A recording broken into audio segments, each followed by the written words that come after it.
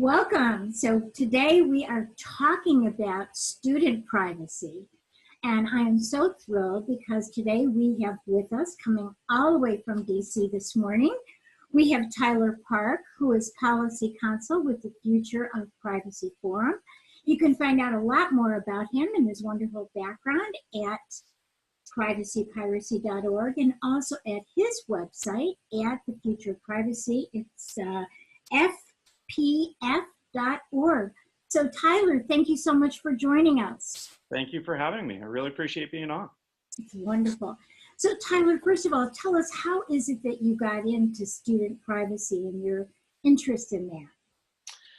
Well, so it kind of started when I was young, actually. I grew up in Silicon Valley and kind of got, steeped in the technology culture there. And I ended up going to law school at the University of Colorado Boulder, which has a great technology program.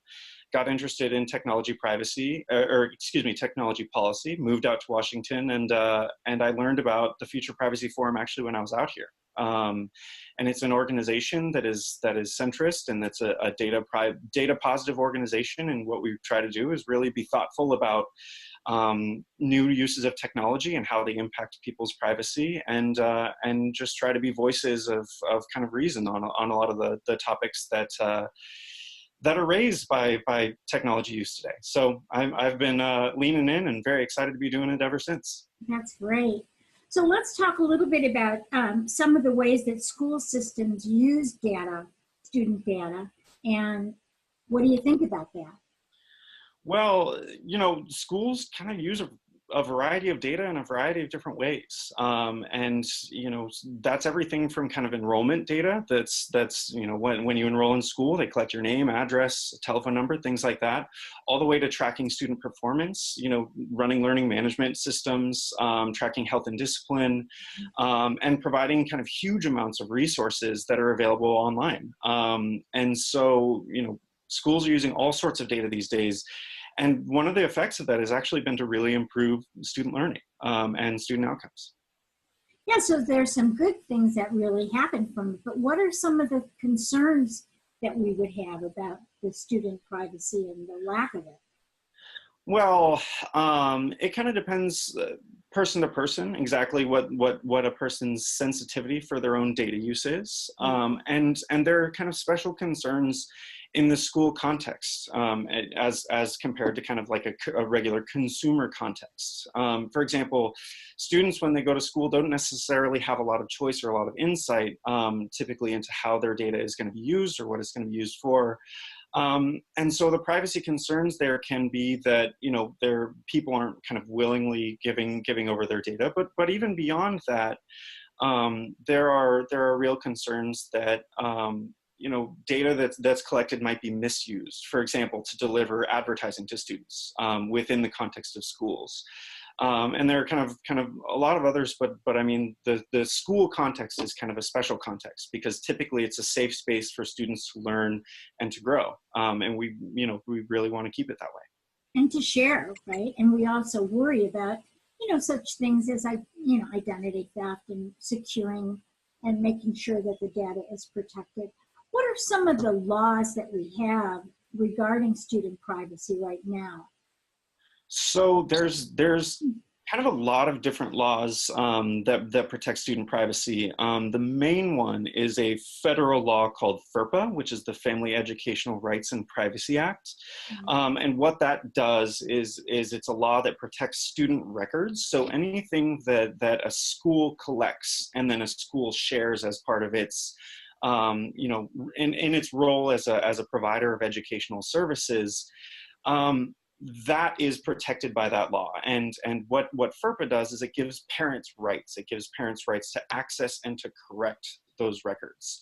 And it puts limits on how schools can share the data. But in addition to that, there's COPPA, which is the Children's Online Privacy Protection Act, which is not in the school context specifically, but what it's designed to do is give children under the age of 13 certain protections and their parents' rights to control what information is collected about them and what information is, and whether or not that information is kept by a company. Then there's PPRA, which, if I remember correctly, is the Protection of Pupil Rights Amendment that has to do with surveys in schools. And kind of beyond that, there's actually been a real development in state-level student privacy laws, beginning with two laws, one in Oklahoma, one in California, in kind of the 2014 timeframe. Those laws have kind of kicked off an explosion of right around, I think the last count was 113 to 116 or so student privacy laws around the country in 40 states. Right, yeah. So what measures can schools implement to really protect the privacy of student data and privacy of the students themselves? So there's kind of two things to think about here. One is security and one is privacy. So security is the way that schools are actually kind of physically protecting the data. So that's either software protections or allowing certain people to access or not access data. So it's really important for schools to keep that data secure, and they can have measures like having an actual software program that encrypts data, and a lot of schools and districts will do that through their kind of IT program. They can also set up something called kind of a data governance plan, which is how schools will organize where information is kept, how it is kept, and who has access to it. So that's kind of one side, is making sure that people don't have kind of unauthorized access. And the other is privacy, which is making sure that people don't accidentally misuse the data. And by the way, those aren't kind of technical distinctions, but that's a good way to think about privacy versus security. So privacy Go hand in hand. They do. So what they say is you can have security without privacy, but you cannot have privacy without security. So privacy, privacy measures that schools can implement are things like implementing staff training to make sure that teachers and district kind of personnel know what they can and can't do with data. And that comes down to things like making sure that people aren't clicking on bad links in emails and getting their email passwords stolen, making sure that their passwords aren't, sitting on the side of their monitor so that a student can walk up and access the data. That sort of thing can go a really, really long way. And also, schools have health data on kids too, which is another protected area of privacy as well. So that's right. So schools can store health data, and health data, just to kind of set the record straight, is typically protected under a federal law called HIPAA. But the kind of health protections don't apply in a school context. Under that law, at least, all of it is kind of shuffled under FERPA, the federal law I mentioned earlier. But schools absolutely do have that information, and it can be sometimes really sensitive information, like information about a student's disability status, or information about illnesses that a student's had. Things that generally you wouldn't want being kind of public or shared around. Right. Exactly. So, what are the most immediate threats to student privacy these days? Well, so the threats is kind of a strong word, and it's something that you can take a lot of directions. For folks listening in, what I would say is think about it this way: people need to sit up and pay attention to student privacy. Security is an issue. There have been actually examples where schools have been hacked. There was a kind of specific hack that was done by a group called Dark Overlord, and what happened was they exploited vulnerabilities in schools and were able to get students' names, addresses, contact information, and they did a lot of kind of horrific things, like send death threats and publish the information. And so making sure that students' information is protected is really, really important. Identity theft, as you mentioned earlier, Mary, is another one, because children in particular are really vulnerable to identity theft, because if someone gets your social security number, a child might not use it for the next 15 years, and might not notice. Credit. Yeah. So it's very easy to use their name and their social and create a credit profile. Yeah, I've had to help many families that they had child identity theft, and then the kid turns 16 and they can't buy a car. They can't do anything. Yeah. Right. That's scary. But there is kind of one other thing that I want to mention there too. But there is also the other side is if there's too much monitoring and if schools, excuse me, if students don't feel kind of free to be in a situation where they can be creative and make mistakes, and like those mistakes will follow them forever, you can have students that are really affected and feeling like they're not autonomous and they don't have the ability to actually, you know, be creative and take risks and learn. And you know, no one wants to go to school in something that feels like a prison-like environment. Right. Um, and then kind of the last thing that I wanted to cover here is that you know, fear of kind of privacy issues and data use can cause people to overcorrect. And sometimes we've seen laws that go too far and that actually kind of restrict schools' abilities to use really exciting new beneficial technologies. So all of those things are in the mix, and the trick is finding the balance that's right for the school or community that's trying to think about how to protect students, but also use really cool new technologies. Right. Well, what about parents? What should parents be doing and what should they be thinking about since parents may be listening in?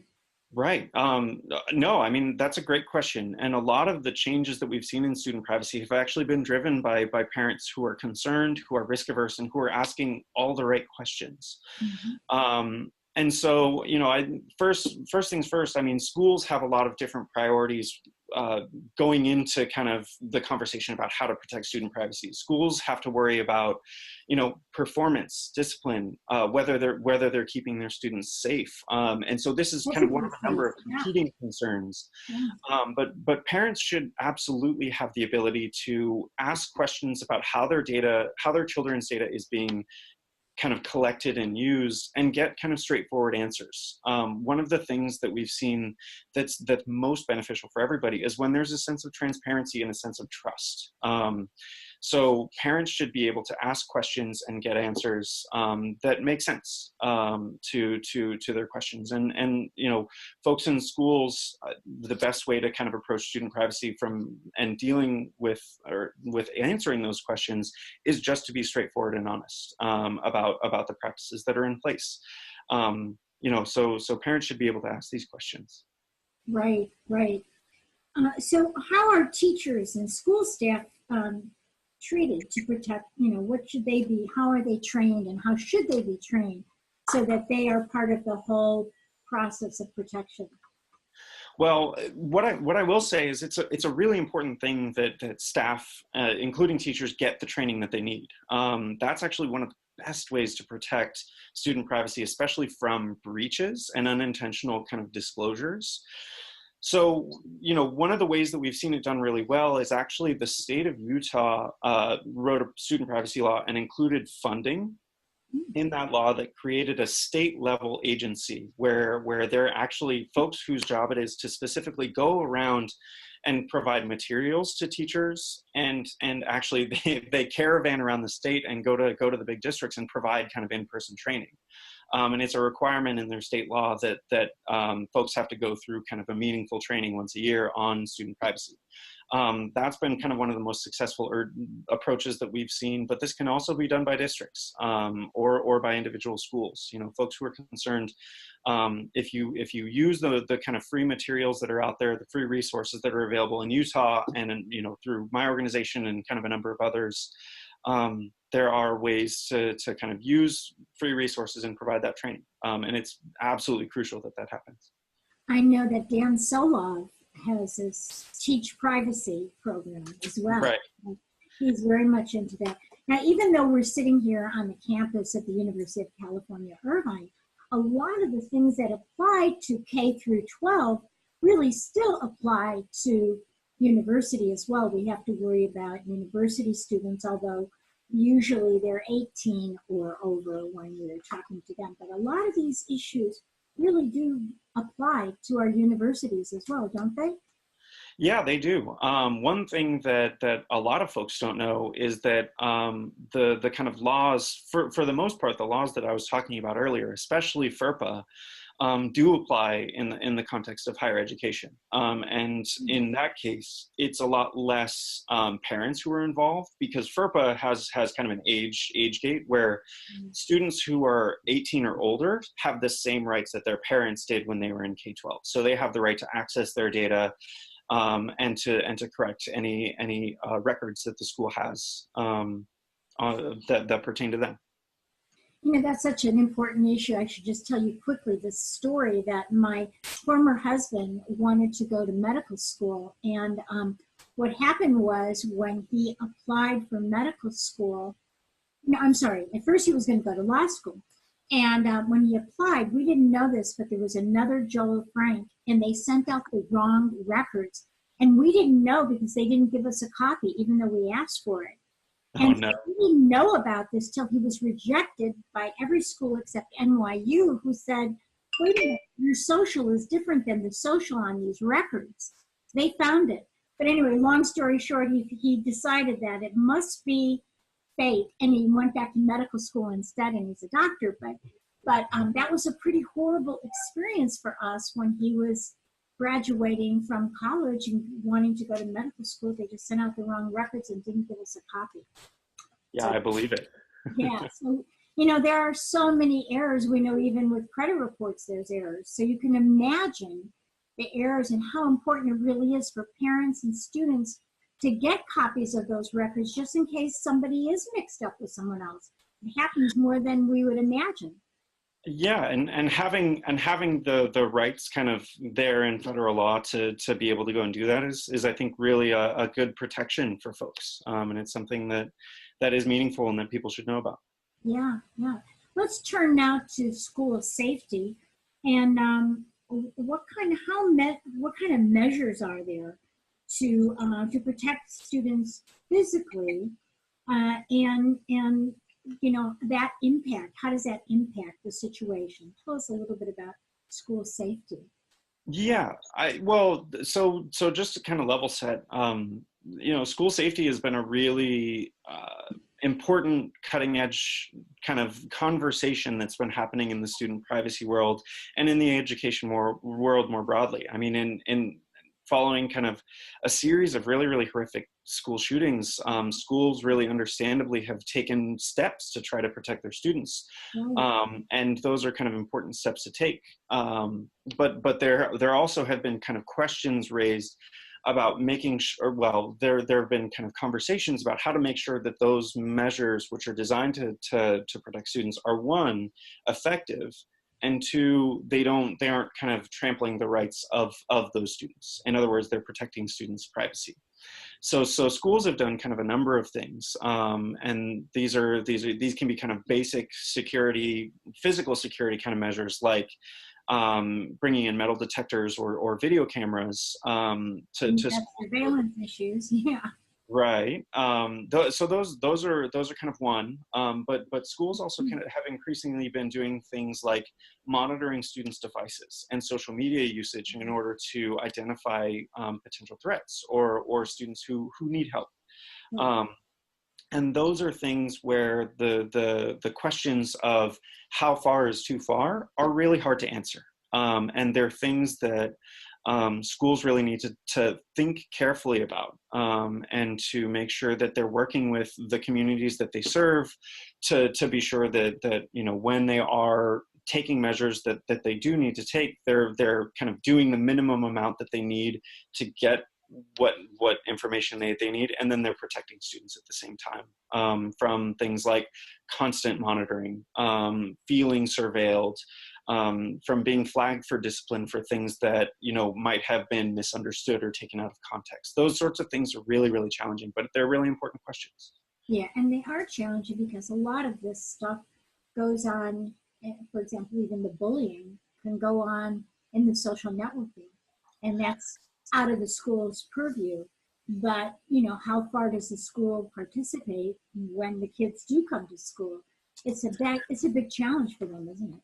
Well, and it's even a little bit more complicated than that, because you're right. I mean, the on-school, off-school kind of distinction is a hard line for schools to walk, but it's even harder when schools, as they are often kind of doing nowadays, are providing one-to-one devices. In other words, a lot of kind of K through 12 schools will give students an iPad or a Chromebook or some sort of other kind of physical device for them to actually use as part of their schoolwork, but the students take those devices home.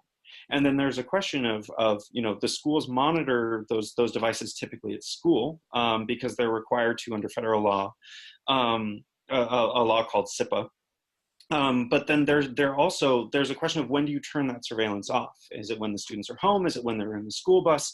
And those are hard as well, because it's not easy to know when a school should or should not be collecting information from students like that.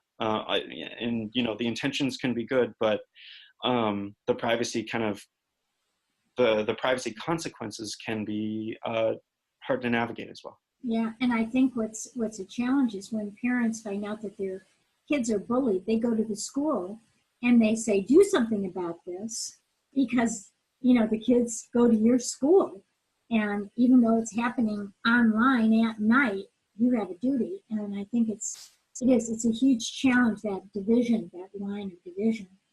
Absolutely. So, what recommendations have been made to the Federal Communications and school, as far as school safety? Have there been some federal suggestions and recommendations? Yeah, so what happened was the Federal Department of Education put together a commission to address kind of a lot of these questions about school safety. It was called the Federal Commission on School Safety. And what happened was they kind of sought input from a lot of different groups, and FPF was one of those groups that was actually called to testify in front of the commission. And kind of what we recommended was making sure that the Department of Education, and kind of by extension everybody who's thinking about this issue, are really kind of carefully approaching the topic, and they're mindful of the kind of full range of privacy risks and harms, but also the importance of having safeguards, kind of all types for students. And so we recommended that they communicate with all, as many different groups as they can, and to facilitate that communication between, for example, schools and law enforcement and academics and other folks who are working, but also legal experts who already understand the protections in place for health and safety that are contained in FERPA, the Federal Education Privacy Law. So we recommended that they do that, and that they try to collect as much empirical research as they can. And they kind of took some of those recommendations. What came out of the commission, because they've actually put out their report already, was that they kind of said that privacy was important, but didn't really give schools kind of meaningful guidance on how to achieve that. And then they kind of surprisingly called for FERPA to be modernized, and that was something that nobody really asked for, but or at least as far as we know, nobody kind of made a strong push for that. But that was contained in the report. And then kind of the other notable outcome was that they didn't actually make any recommendation to research the root causes of school shootings and to determine kind of effective prevention measures. So that was something that we were a little concerned about. But yeah, the Department of Ed looked at it and is taking school safety, I think, seriously. Well, that's good. I know you were involved in this Policymaker's Guide to Student Data Privacy, which I thought was just really well done. And so how did that come about?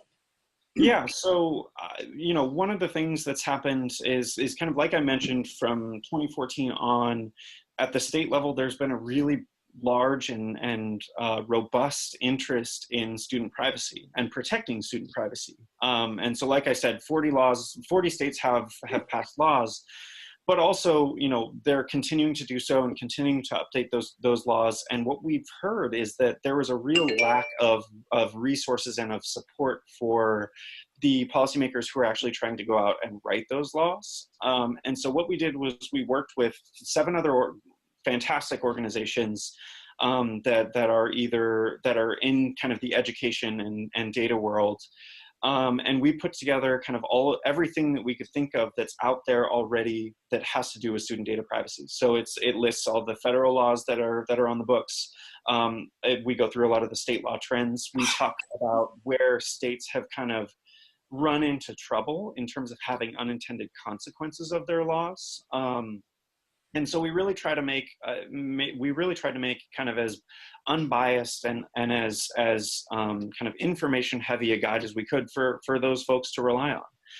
And so hopefully it's a useful resource for people at the state level, at the district level, and for anyone else who's interested in kind of taking a dive into really the legal side of student privacy. Really, we're going to be getting these laws passed and they're going to have negative consequences. This is a way they have some guidance here to help them. So I thought it was a great job.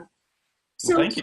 we only have about another minute left. And I just wonder if you could give us some resources that people can go to, your website, as well as other resources people can go to learn more about student privacy. Yeah, absolutely. So there are kind of many out there, but the one I want to kind of give the biggest plug to is ferpasherpa.org, just kind of spelled like that, FERPASHERPA.org. And there, what we've done is try to compile all of the resources that are out there on student privacy. So it's hopefully a good place for people of all walks who are interested in student privacy to go and to learn more. Beyond that, the Department of Education has a fantastic privacy center. If you go to privacy.ed.gov, there are a number of resources available, and those can really help. The last thing I'll say is if you're kind of interested in kind of a district level perspective or a state level perspective, or really an intro to a lot of this more generally, the state of Utah, their kind of state executive body that I mentioned, they've created a number of awesome and actually hilarious YouTube videos. So you can go to their YouTube channel and kind of check those videos out, and they have a lot of fun kind of creating and editing those videos and putting them together, and they're really informative and good. So check those out. Just give your website and it's time to go. Okay. Yeah, you can check us out at fpf.org, the Future of Privacy Forum, and hopefully we can be a helpful resource to everyone out there who wants to learn more about this. Well, thank you so much for all your great work, Tyler. Tyler Park, you're wonderful, and we will have you back again. Bye-bye. Thank you so much. Really appreciate it. Yeah.